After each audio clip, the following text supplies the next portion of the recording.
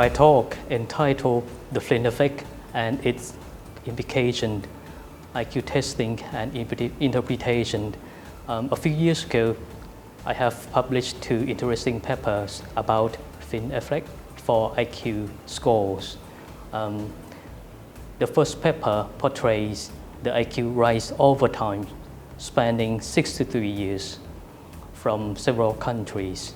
I found a very important finding because the IQ score from European country was 2 times faster than the score from developed countries. And interestingly, because I can see from my finding that the gap between IQ score between European and developed country was closing to 3 points. Another paper from the same journal also shows the score gains for short-term and working memory. I'm talking about verbal and visual spatial short-term memory, and I can see the score gains for these tests over 43 years. Importantly, you can see from my finding that the Flynn effect can affect test interpretation.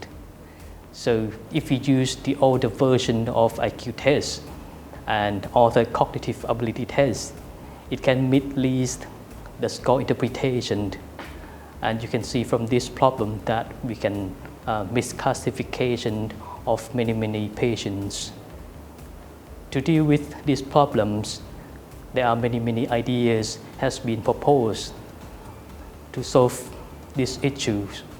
Firstly, many scholars suggest that we can have a new derived score for adjusting the Flynn effect. But anyway, many experts interviewed did not agree with this idea because it is not consistent with standards of psychological practices. The best way to deal with the Flynn effect at the moment, we should have the most recent version of IQ test and any other cognitive ability test, and also we should update our normative IQ data and also renorming in every few years. Finally, I think that in Thailand we can solve this problem because we have another new test now. The Thai Clinical Psychologist Association already have a new test of IQ for children, and I think that this test can minimize the problem of the Flynn effect, especially for the Flynn effect for this population. Thank you.